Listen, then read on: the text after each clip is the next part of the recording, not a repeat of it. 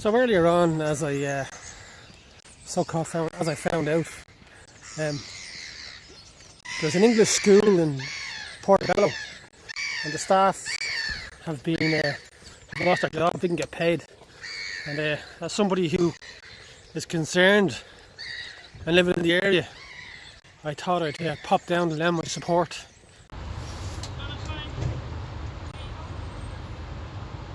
MEI schools need to pay the missing wages.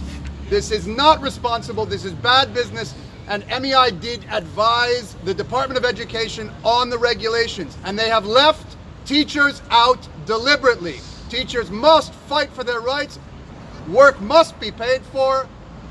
Son, we need him to pay for work. Yes! Well said. Pay for work. Teachers need to join the union because the union is the struggle that the teachers have. This is how we unite together. This is how we support each other. It is not an option in English language teaching. You must be in the union. Join Unite. Tell your students they need to support you. We need students, we need teachers, we need families, and we need to do this again and frequently until we are paid. MEI must pay the teachers' salaries from last month. Yeah, I'm down here with the teachers outside the Grafton College. Actually, last Friday the college closed suddenly. They were left without pay, up to 5 weeks pay. The stories are horrific. 4 weeks out, 4 weeks out from Christmas. One of the teachers actually lives in Carlow. She was driven out of Dublin because of high rents. Another teacher as well, his partner's pregnant, and he's left without wages and payment. And again, leading up to Christmas, it's absolutely shocking what's happening. But it's tying into the bigger picture of precarious work, bogus self-employment, people in 0-hour contracts, people being pushed to the pin of their collar. Like half the people earn less than €28,000, and yet the rents are the highest in South Dublin. The rents are highest in most of the highest in Europe. Rents are up 72% in the last 4 to 5 years, driving more and more people into overcrowded accommodation and into homelessness. So it's all interconnected. I urge the people, in bogus self-employment, in precarious work, whether it be construction workers, retail workers, hospitality workers, workers in childcare, to actually get involved with our local unions and actually get a grassroots powered union movement that'll actually force change and demand real change, so we get proper, secure rights for people working. Plus the fact that it's tied into the bigger struggle for housing, proper health service as well. So it's fighting that all these struggles are connected. So I urge people to get involved and support the Grafton teachers and support other groups that are trying to build towards that. So good on you. Yeah, well, this is an absolute scandal what's happening here. All of these teachers left without wages or without a job at almost no notice at all by an English language school where the owner has just disappeared off into the night. There's some evidence that we've received looking at the accounts that money was being siphoned systematically out of the business for the last couple of years. So the owners have just run away with the money and left these teachers high and dry. But the real scandal is that in what is a huge industry in this country, the English foreign language, there's no proper protection for teachers. And the government have failed to bring that in. The body that represents the English language sector in this country has failed to push for proper... So you're down here in solidarity with the teachers? Oh, you want to say when? Yeah, go for it now. Okay, so myself and my colleagues from Solidarity are here today to express solidarity with the teachers who've been treated like dirt here, the way this place shut down at no notice, people cast out, 5 weeks wages being owed and so on. Isn't it a real sign of how capitalism is dragging society backwards, that precarious work has got teachers by the scruff of the neck now, and it's great to see that people are making a stand, are fighting back, are joining a union and putting pressure on political parties. I think joining the union and organisation is the key in this sector now. Grand stuff. Well, it's an absolute disgrace, of course. I mean, the fact that it's happening before Christmas just adds to the human tragedy, but this happens all the time in the English language education sector, and there's a crisis in education generally. Across the board, we know that. We know about young people that have special needs in schools, not being able to get the resources that they want. And now we see here the crisis in education extending out to the workers, in particular, who have lost their jobs and lost wages. I've heard that some teachers they hadn't even cashed in their November paycheck because they were waiting for saving it up for Christmas. So again, it comes back to the issue of why do we have a crisis in education? Who's causing the crisis? choices are contributing to the crisis. In this case, a wealthy business owner is able to come in and clean out a bank account, basically liquidate the whole business and take all of that money out of the country, and teachers and students are left high and dry. So it's an absolute disgrace. In 2015 there was lots of platitudes by the government that something was going to be done. There was legislation brought in. It was brought in, and rightly so, to protect a lot of students, but the rights for workers still fall short, not just obviously in the English language education sector, but across the board. Unite are here today. It's great to see them calling on workers to join the union. Totally agree, workers should get organised and mobilised and unite and fight. Fair play. Go for it. Okay. Why are you here? What's the... Okay. Well, I've been working in the sector for nearly 5 years now, and my eyes have been opened to how precarious most situations are, and this is exemplified by what's happened here in Grafton College. And it really is an area that the government should take interest in, because it brings in so much to the country. It brings in nearly €1 billion a year to the country, and surely the teachers deserve better respect, the students deserve better respect. It is a quality product. There's good teachers around here. People come from Brazil, Korea to this country, to England, and the people who do the teaching should respect better. And there's an opportunity to do that in this QQA bill that's coming out, but it's not being done. And it can't happen if nothing more is done. That's grand stuff.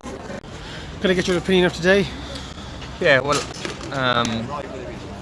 I think it's horrific, the situation the workers have been put in. I mean, I was talking to a guy there who found out about this on his wedding day. Someone else is owed almost €4,000, and just overnight that's gone. That's money that they're dependent on to pay their rent. It's as simple as that. So it's horrific that the company to do it. It's terrific that the government looks as if they'd like to let them away with it.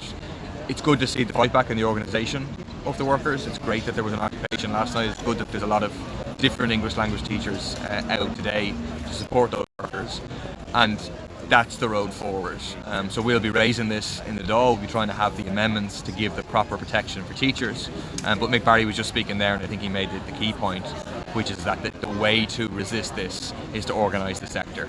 It's to take the good work that has been done by Unite, and for that to be owned by more and more teachers, to spread the message that this sector is a huge sector, over €1 billion a year, making huge money for rich individuals, but completely precarious conditions for everybody involved. And the answer is to people to join a union and to fight for decent wages and conditions. Grand stuff. We went down, we occupied the building at approximately 6 o'clock, and then we were there. We got a lot of support from ELT people. We got a lot of support from the people before profit. Thank you very much. We stayed there until about 1 o'clock, and people let themselves, we had the door locked, other people let themselves into the building.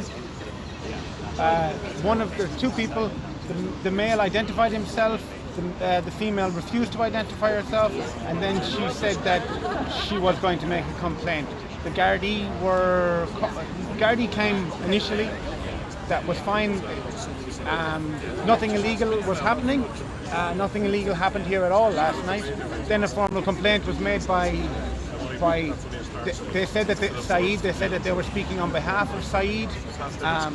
And at approximately 10 to 1, we left the building. We took all of our stuff. The signs were taken down. The locks were changed at 3 o'clock in the morning, sometime last night. The guards asked us to leave. When the guards asked us to leave, we said thanks very much, thank you for your service, and we will continue fighting. We will continue fighting for this. This is not the end. This is not the end. So thanks for everybody for all your support, and well done, lads. Well done. Well done. Thank you.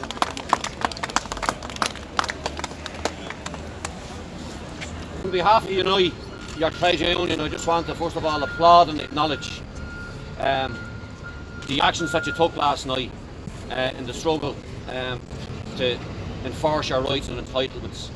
I think it's an appalling situation that you find yourselves in. It's not of your making, but it's an appalling situation that you find yourselves in. In the lead up to Christmas, you find yourselves not just out of work, but with no access to the money and the wages and the entitlements that you're owed. So in that respect, as I understand it, there is attempts in the Dáil this afternoon to get the whole issue put down as topical business. And as also as I understand it, there are efforts in the Dáil to get amendments to the current legislation that's going through to get protection for workers, specifically teachers, in these specific circumstances. And I think it's noteworthy that while students in these situations and circumstances do have protections, and rightly so, that the workers don't have equal protections.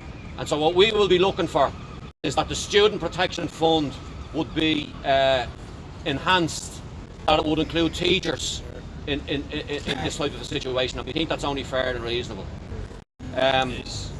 The only other thing then to say is that we will be sending a letter formally looking to meet with the liquidator, to have a meeting with the liquidator, to put again your rights and entitlements firmly on the agenda of the liquidator, and we'll also be writing a letter to the Minister to seek a meeting with the Minister in relation to all of these matters. So again, just to say that Unite is fully behind you in your struggle.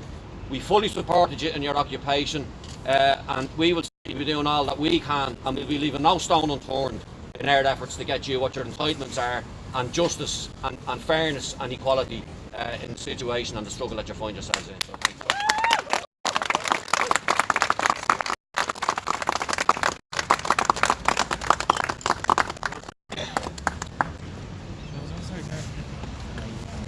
Mick, do you want to come in as well, say a few words?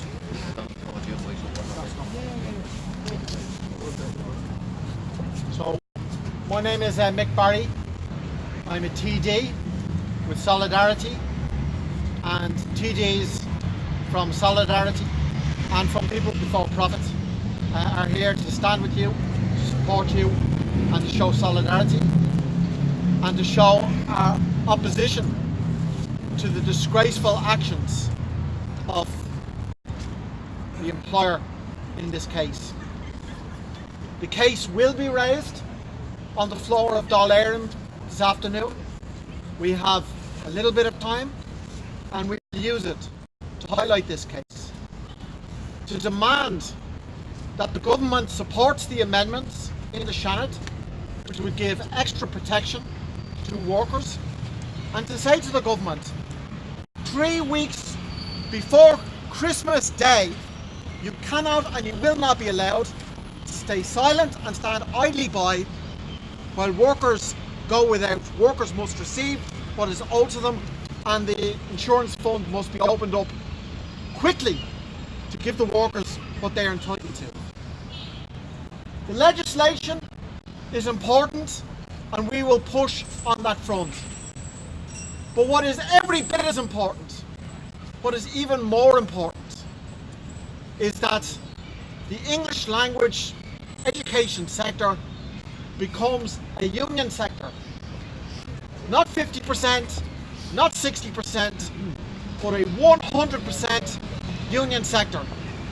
Because when workers are unorganised or disorganised, they get walked on by employers who've only got eyes for one thing: short-term profit and profiteering. When workers are organised, at least workers have a chance. So this sector must become 100% organised. Many of you will pick yourselves up off the ground from the condition that you've been put in, and will hopefully find employment in other colleges, teaching English and doing what you do best. Right? It's important when you go into those workplaces that you are now, each and every one of you, organisers for the union. You spread the message. Workers need to stand together, get organised, join this union and join this union branch. And a final word, isn't it a disgrace, and doesn't it tell you something about the way this society is being taught by business interests, by profiteers, that precarious work and precarious lives are dragging in more and more people, are dragging in teachers who are well qualified, extremely well qualified, and forcing you to live precarious lives. How do you put a roof over your head? How do you pay a mortgage? How do you pay a rent when working people are allowed to be treated like this? We need change in this country, and you are the agents of change. I know it's a grim day and a tough day for everybody, but you will pick yourselves up. We'll help you in whatever way we can, and I think the key message is workers, get organised and spread the union message. Thank you.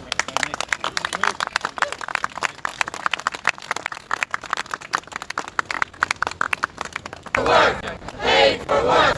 Paid for work! Paid for work! Paid for work! Paid for work! Paid for work! Paid for work! Paid for work! Saeed Rahman! Paid for work! Saeed Rahman! Paid for work! Saeed Rahman! Paid for work! Saeed Rahman! Paid for work! Saeed Rahman! Paid for work! Saeed Rahman! Paid for work! As a teacher, can you give me your opinion of how it's going to affect you? Oh, it's drastic. And the time is just before Christmas, and you've got to think, okay, we don't have a job now. When we'll be able to get further employment? Yeah. So that's after Christmas, after January. And how long have they left you without payment? 5 weeks. But 5 weeks without people payment. with 2 months. 2 months without payment. Yes. Oh, Jesus.